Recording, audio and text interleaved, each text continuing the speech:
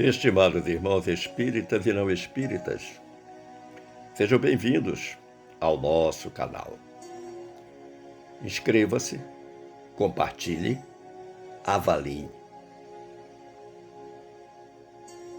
Abraço a todos os irmãos do Centro de Estudos Espíritas, o Canto da Paz, na cidade de Xangrande, em Pernambuco, com renovada alegria e desde já lhes convidando a reflexionarmos sobre mais um tema da nossa amada doutrina dos Espíritos.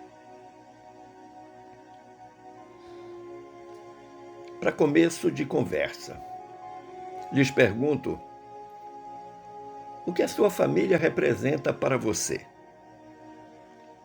Um presente de Deus ou um poço de problemas?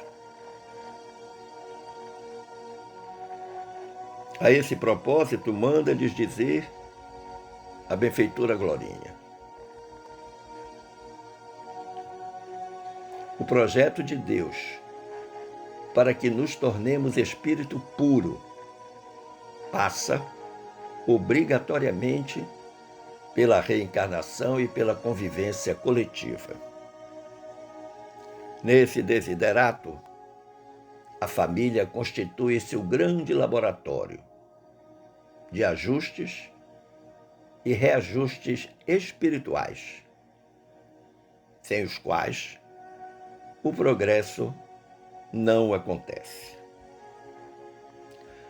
Podemos deduzir, então, o tema de hoje, que foi solicitado pela direção da casa: família, o maior presente de Deus para nós. É fato que, na maioria das vezes, julgamos o nosso lar com base na situação que estamos vivendo no agora. Se está tudo bem, a família é uma bênção. Porém, quando as dificuldades chegam, manter essa percepção se transforma em um desafio enorme. É fato também que família é uma construção diária. Inicialmente, é preciso reconhecer que a nossa família não foi constituída ao acaso, até porque, para a nossa doutrina dos espíritos, o acaso não existe. Tudo acontece sob a orientação de um acurado planejamento reencarnatório, cujo foco central é a harmonia entre as criaturas. Harmonia essa conseguida através dos resgates das dívidas pretéritas. Dívidas essas que ainda são frutos das milenares imperfeições que ainda nos perseguem. Mas se família é uma construção diária, nós precisamos saber em que tipo de terreno estamos elevando essa edificação, que é a família. Estamos edificando sobre a areia ou sobre a rocha?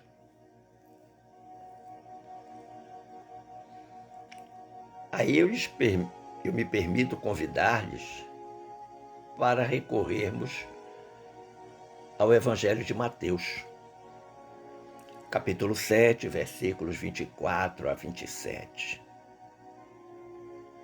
De que trata essa passagem? Disse Jesus: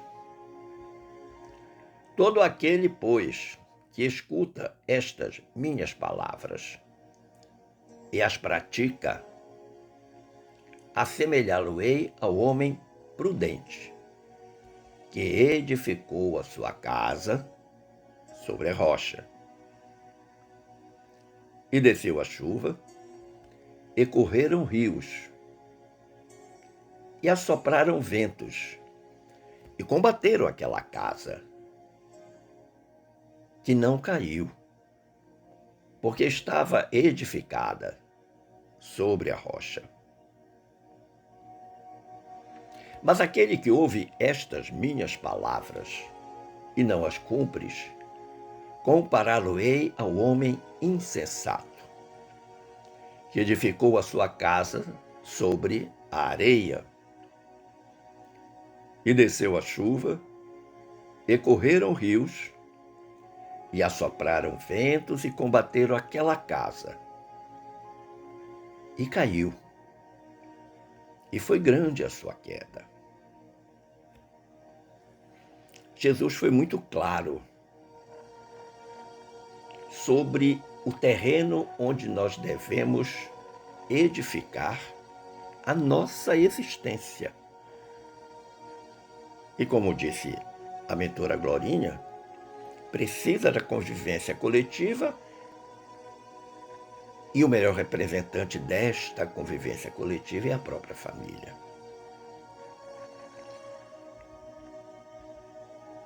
Mas você poderá perguntar, como construir então essa casa chamada família?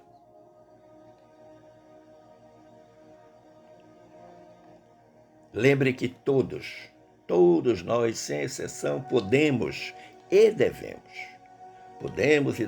construir uma família saudável todos os dias. É uma construção diária. E, para tanto, 3 elementos são essenciais nesse triângulo equilátero. Na base do triângulo, vamos situar o amor e a sabedoria. E no vértice, o perdão. É fato que o vértice aponta para cima, para o céu, para Deus.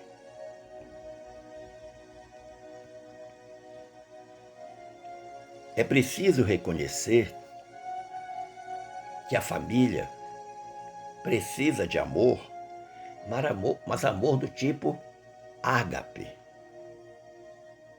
Nem storge, nem fíleo, nem eros.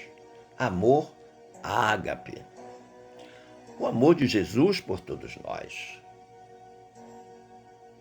E a esse propósito vale a pena recordar Paulo, apóstolo, lá na primeira carta aos Coríntios, capítulo 13.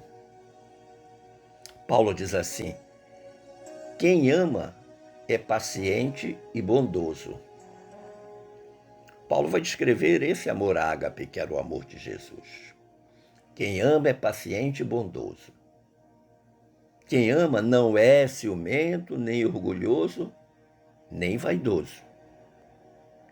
Quem ama não é grosseiro, nem egoísta. Não fica irritado, nem guarda mágoas. Quem ama não fica alegre quando alguém faz uma coisa errada, mas se alegra quando alguém faz o que é certo. Quem ama nunca desiste, porque suporta tudo com fé, esperança e paciência.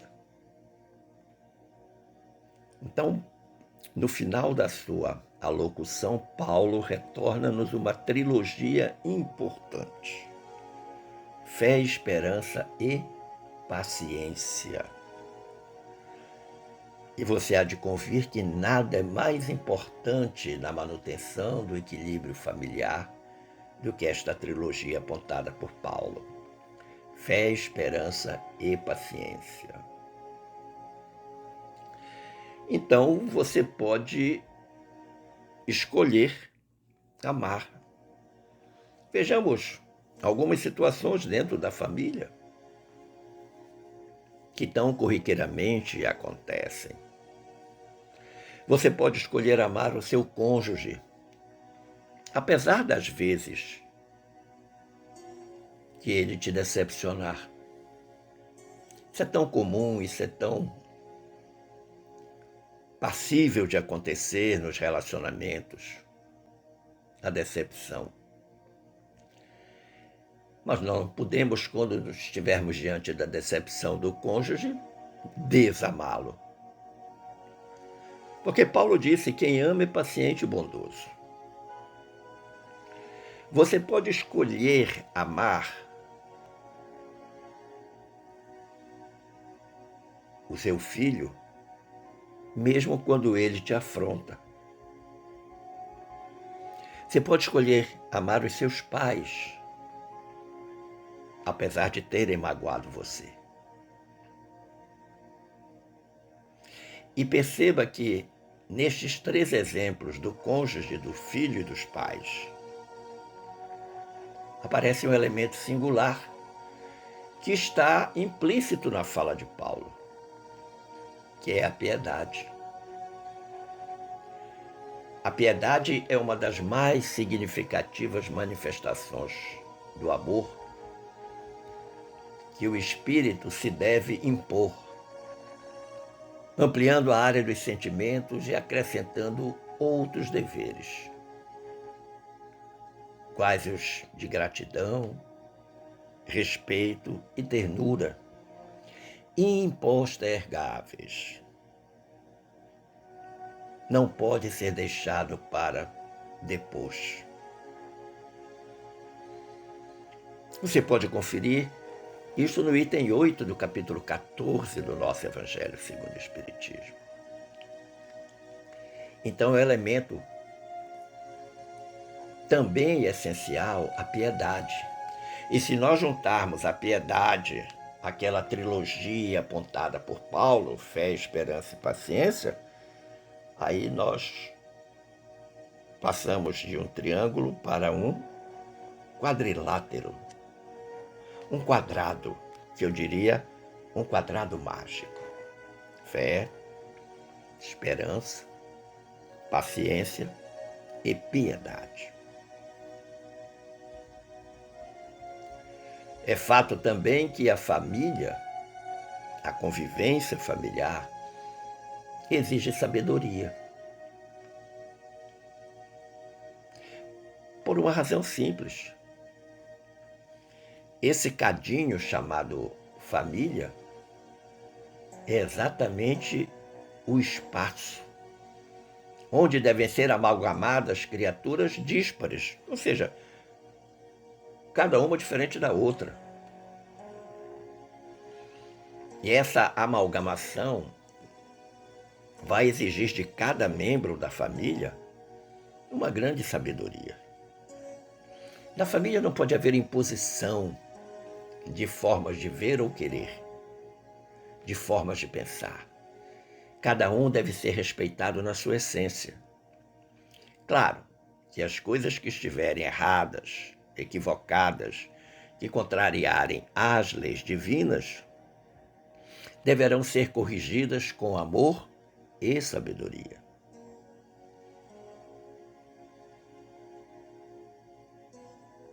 Se você, meu amigo, minha amiga, ler o versículo 17 do capítulo 3 da Epístola de Tiago, você vai ver que ele diz algo interessante. Lendo essa epístola, a gente aprende que a sabedoria que vem do alto, que vem de Deus, é pura, pacífica, moderada, tratável, cheia de misericórdia e de bons frutos, sem parcialidade e sem hipocrisia. Então aqui estão as características do familiar sábio, daquele que age com sabedoria. Alguém que é pacífico, alguém que é moderado, alguém que é tratável, alguém que está cheio de misericórdia, alguém que sempre está distribuindo bons frutos, alguém que não é parcial, alguém que não é hipócrita. Esta deve ser a nossa sabedoria na convivência familiar. E a esse propósito, permitam-me recorrer ao benfeitor Emmanuel, na obra intitulada Família, lá no capítulo 16. Nesse capítulo 16, o Emmanuel, na obra Família, nos traz uma orientação deveras importante. Ele diz: ergue-te cada dia cultivando a divina lição. Que divina lição é essa? A lição do amor. Recorda quando te fere o mau humor das criaturas irritadas pela manhã. E levanta-te do leito com um sorriso nos lábios, estimulando a alegria dos que te cercam.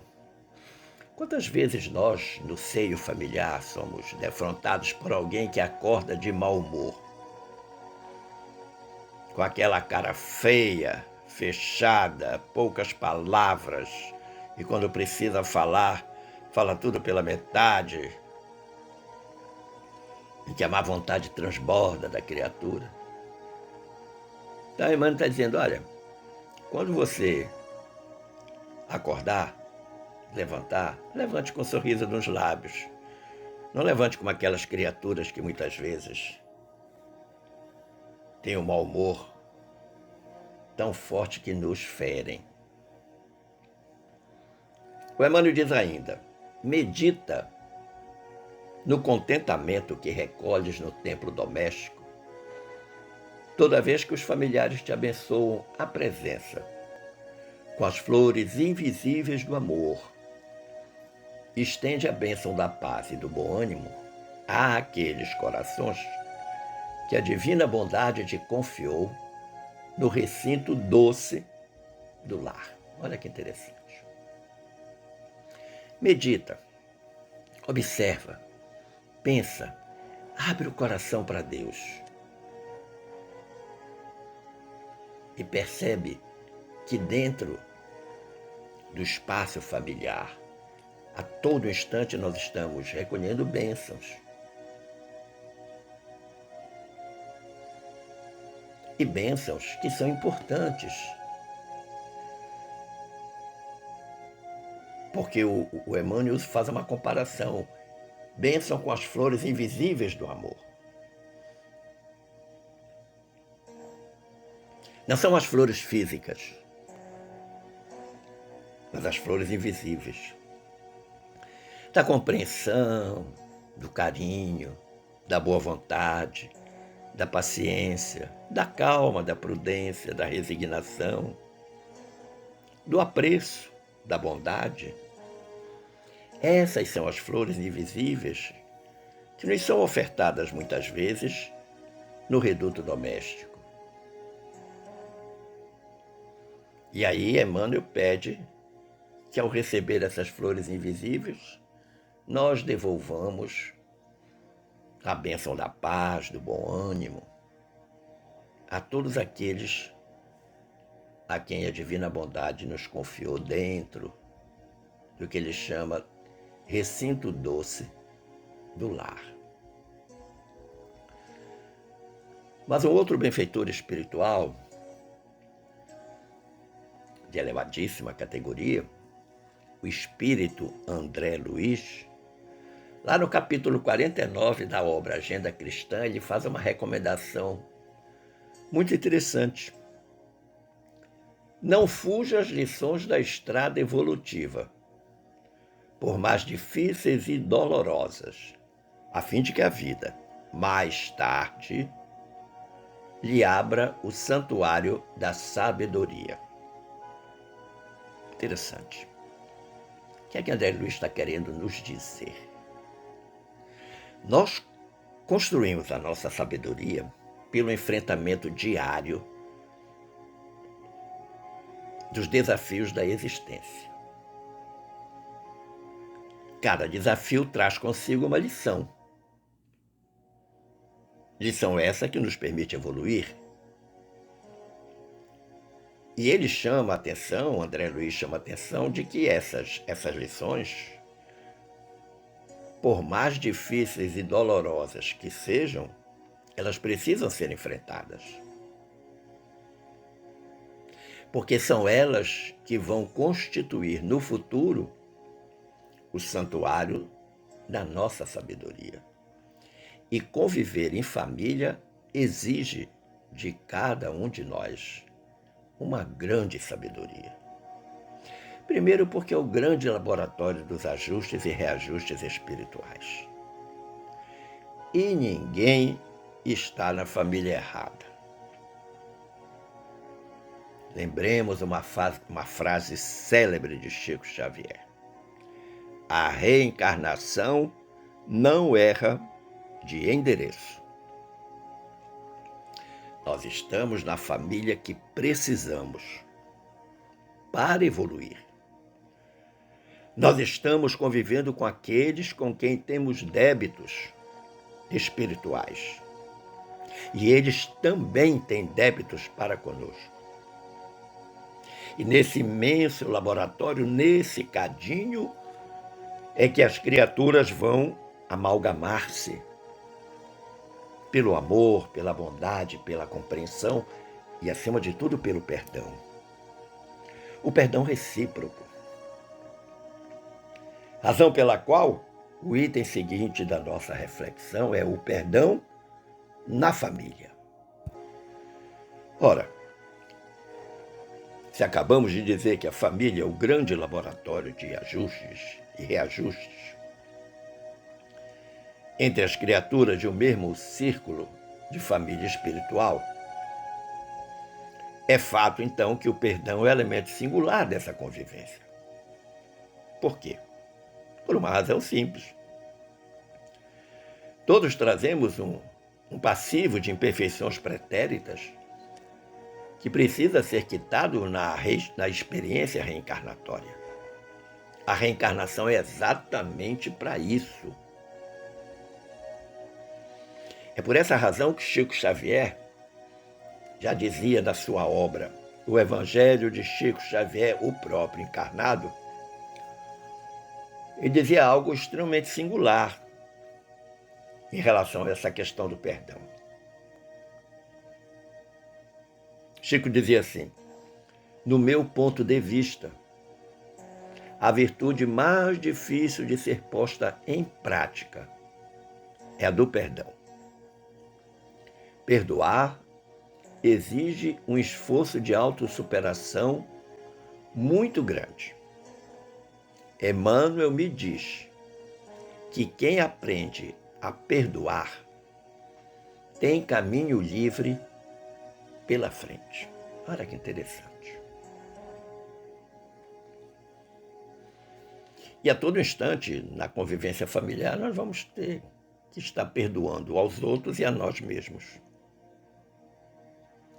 Mas era uma outra obra do Emmanuel, mais especificamente no capítulo 1 dessa obra. Qual é o título dessa obra? Amanhece. O benfeitor, neste capítulo 1, discorre com propriedade, com muita sabedoria, sobre o que ele chama de aversões renascentes. Ou seja, o que é aversão? É discordar, não gostar de. É algo que é contra os nossos princípios. E por que elas são renascentes? Porque cada um que renasceu ali naquele círculo familiar traz a sua versão. E seguramente vai ter um conflito de ideias, de sentimentos com essas aversões renascentes. E olha o que o Emmanuel diz sobre este assunto. Ele começa logo dando um diagnóstico perfeito. Problema difícil na experiência humana, que unicamente o amor consegue resolver. Que problema é esse? O antagonismo, quando surge entre os que foram chamados a viver sob o mesmo teto ou na mesma equipe familiar. Olha que interessante. Ele diz que o problema é difícil. Ele não diz que é insolúvel. Mas ele já aponta o remédio para resolver o problema. E só tem esse remédio, não tem outro. É o amor. Porque as criaturas que foram reunidas naquele circuito familiar possuem um antagonismo que vem de outras existências e que precisa ser resolvido. Por isso que elas foram reunidas naquele conjunto familiar. E aí ele vai dar os exemplos desses antagonismos. Vemo-los comumente nos filhos que se voltam contra os pais ou nos que se rebelam. Você nunca pensou, disse ou já ouviu um filho dizer: eu não sei porque nasci nessa família? Já ouviu isso? Já pensou nisso lá atrás, quando era adolescente, aquele adolescente rebelde? Antagonismo nos irmãos que combatem os próprios irmãos. Conhece isso ou não? Nos cônjuges, que inesperadamente se afirmam uns contra os outros. Ou nos parentes que não suportam os companheiros da consanguinidade. Então ele dá, o Emmanuel dá uma série de exemplos dessas aversões renascentes e ele vai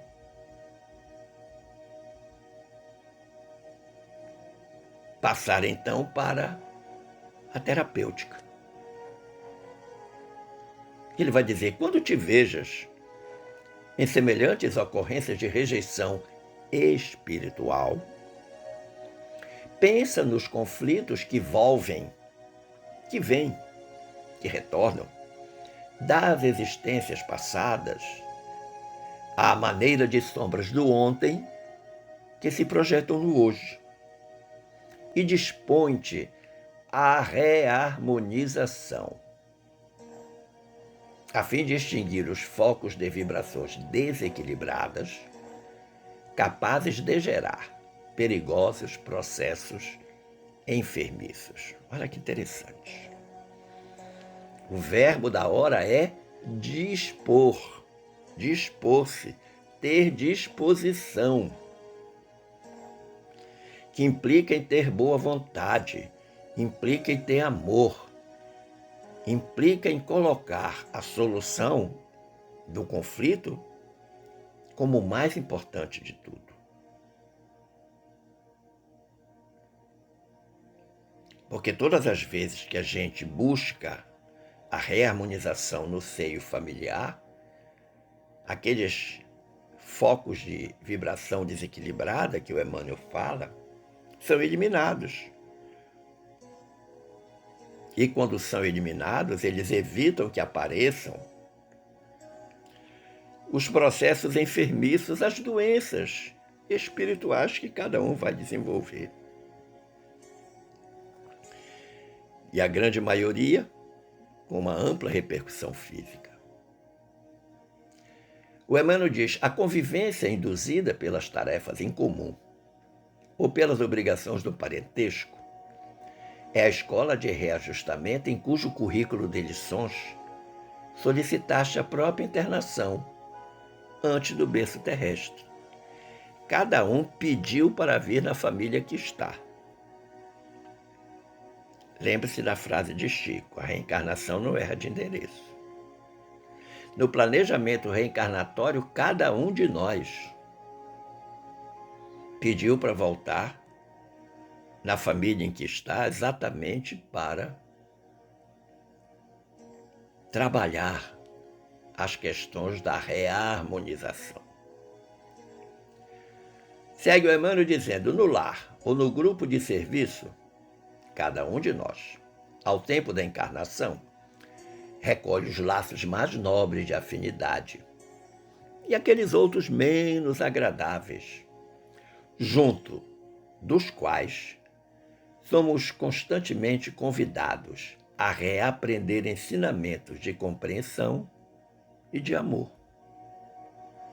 Isso é fato que no seio familiar nós temos uma aproximação maior de uns e menor com outros. Digamos, um gostar mais de um e um gostar menos do outro. Por isso que ele fala os laços nobres de afinidade, mas também aqueles menos agradáveis. O nosso esforço deve ser trabalhar com aqueles laços menos agradáveis.